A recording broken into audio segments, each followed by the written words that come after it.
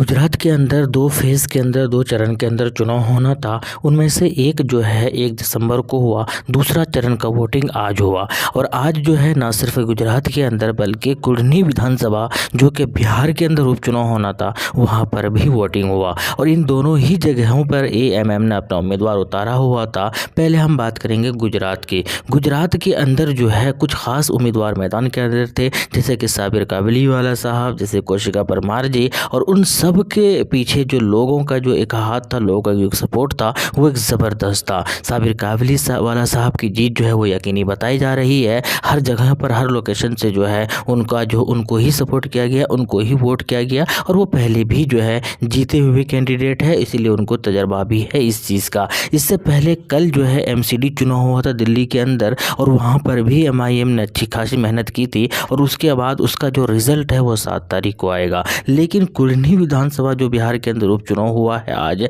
और इसके साथ साथ गुजरात के अंदर जो आज दूसरा चरण का चुनाव हुआ, इन दोनों का जो रिजल्ट है, गुजरात का जो रिजल्ट है विधानसभा का और कुर्नी का जो रिजल्ट है, वो जो है 8 तारीख को, आज दिसंबर को आपको देखने को मिलेगा। और आपको पता चल जाएगा कि किस तरीके से परफॉर्मेंस रहा एमआईएम पार्टी का। लेकिन हम बात करेंगे इस दोस्तों कि बहुत सारे जगहों पर जो है बहुत सारे लोग अलग अलग तरीके से जो इस तरीके से सवालात खड़ा कर रहे हैं, वो समझ में नहीं आता है। जैसे कि इमरान प्रतापगढ़ी का ये ट्वीट, मैं क्यों कह रहा हूँ, क्योंकि मैं भी एक और चीज़, एक और पन्ना खोलने वाला हूँ। फिर आपको लगेगा कि यार ये क्या है, ये तो कुछ और ही है, कहा कुछ और जा रहा है। हम बात करेंगे सबसे पहले इमरान प्रतापगढ़ी का ये ट्वीट। जब आपको याद होगा दोस्तों, 2-3 दिन पहले जो है गोधरा के अंदर इनका एक सभा था, और उनके बीच में जो है इनके ऊपर जूते चप्पलों की बारिश की गई थी। और साथ के साथ इनके समर्थक और ओवैसी के समर्थकों के बीच में आपस में लड़ाई भी हुई थी। उन्होंने क्या ट्वीट किया था, उन्होंने कहा कि मैंने बगैर किसी पार्टी का नाम लिए बी टीम ही बोला था। वहाँ पर मौजूद ओवैसी के समर्थकों ने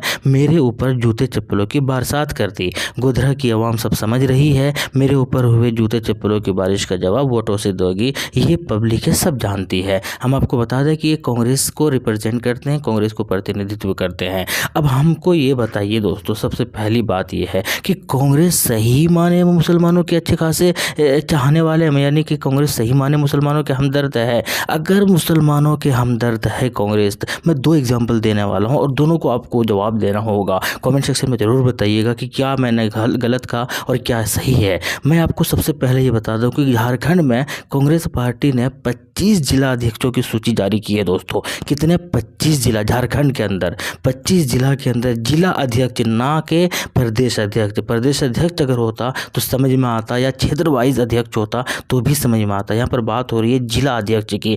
25 जिला अध्यक्षों की जो है वो सूची जारी की है दोस्तों बिहार झारखंड के अंदर, और उन 25 में से एक भी मुसलमान नहीं है। क्या सही में? बिल्कुल सही है दोस्तों। इन 25 में से एक भी मुसलमान, क्या मुसलमान पूरे झारखंड के अंदर जो है एक भी ऐसा मुस्लिम लीडर नहीं है जो जिनको एक जिला अध्यक्ष बनाया जाए? यानी कि आप समझ सकते हैं, कोई एक भी नहीं है, पहली बात। दूसरी बात दोस्तों, आपको ले चलते हैं हम थोड़ा सा आपको राजस्थान के अंदर। राजस्थान, ये आर्टिकल आपको दिख रहा होगा स्क्रीन पर। ये जो राजस्थान का मामला है, राजस्थान का मामला ये है कि राजस्थान के अंदर जब चुनाव हुआ था, विधानसभा चुनाव, एक पार्टी है बीटीपी, बहुजन ट्राइबल पार्टी। इन्होंने जो है कांग्रेस के साथ मिलकर चुनाव लड़ा था राजस्थान के अंदर। अब हुआ ये कि उसके बाद प्रमुख का चुनाव हुआ, यानी कि क्षेत्रीय लेवल का वोटिंग हुआ। उसके बाद ये हुआ कि जिला प्रमुख बनना जा रहा था, जो कि बीटीपी बन रही थी। लेकिन इन वक्त जो है कांग्रेस ने बीटीपी को नहीं बल्कि जो है वो बीजेपी को सपोर्ट कर दिया, और वहाँ से बीटीपी का जो है जिला प्रमुख नहीं बन पाया। उसके बाद ये हुआ कि बीटीपी ने जो छोटू वसावा जिसका प्रतिनिधित्व करते हैं, उन्होंने जो है उससे गठबंधन जो है तोड़ लिया, उससे रिश्ता तोड़ लिया। ये दोनों एग्जाम्पल आपको समझने चाहिए कि जहाँ पर एक तरफ 25 जिलों का एक लिस्ट जारी करते हैं, वहाँ पर एक भी मुसलमान नहीं है। दूसरी तरफ जहाँ पर उनको सपोर्ट करना चाहिए था, विरोध करना चाहिए बीजेपी का, वहाँ पर बीजेपी का जो है समर्थन कर देते हैं, शायद इसलिए क्योंकि शायद उनको लगता हो कि लोगों को पता नहीं चलेगा। खैर, ये समझने की बात है। और फिर ये जो इमरान प्रतापगढ़ी, जो सिर्फ इसलिए मैदान के अंदर, यही इमरान प्रतापगढ़ी है जो कि असदुद्दीन ओवैसी साहब की तारीफ़ करते नहीं थकते थे मुशायरों के अंदर। उनकी ज़बान पर ओवैसी की तारीफ़ रहती थी। लेकिन जब से उन्होंने कांग्रेस ज्वाइन किया है, तो वहाँ पर जाकर एमआईएम को भी बीजेपी की बी टीम कह रहे हैं, ओवैसी साहब के समर्थकों पर हमला करते हैं, ओवैसी साहब पर हमला करते हैं। बिहार इसका बेस्ट एग्जाम्पल है। लेकिन हम ये कहना चाहते हैं कि क्या हो जाता है, क्यों फ़र्क है MIM और दूसरे पार्टी के बीच में फ़र्क यही है। क्यों, आप अगर कांग्रेस के अंदर जाएंगे ना दोस्तों, तो चाहे भले ही आप मुसलमान हो, लेकिन आपके ऊपर जो कांग्रेस वो पार्टी का पॉलिसी आपको फॉलो करना पड़ेगा। इमरान प्रतापगढ़ी के दिल में भले ही वैसी की मोहब्बत हो, लेकिन वो बोल नहीं सकते, क्योंकि वो पॉलिसी फॉलो करना पड़ेगा उनको, तभी वो उस पार्टी के अंदर रह सकते हैं, उस पार्टी को रिप्रेजेंट कर सकते हैं। आपको याद होगा बिहार के एक सांसद मौलाना इसरारुल हक साहब क्या कहा, तो उन्होंने कहा था कि मैंने भरे सदन के अंदर, लोकसभा के अंदर जो है ट्रिपल तलाक के बारे में नहीं बोल पाया था।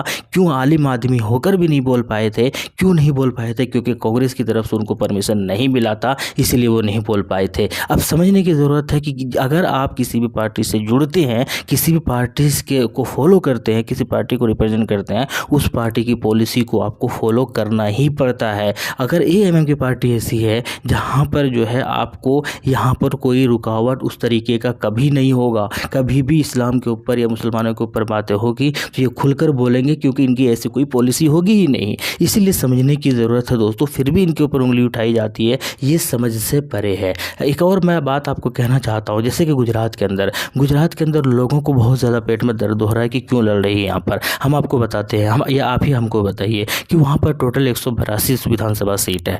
लड़ कितने पर रहे हैं? पहले 14 का घोषणा किया था, लेकिन अब 13 पर ही लड़ रहे, क्योंकि एक जो उनके उम्मीदवार है वो कांग्रेस ने उनको खरीद लिया था। तो टोटल 13 सीट पर ही ये चुनाव लड़ रहे हैं।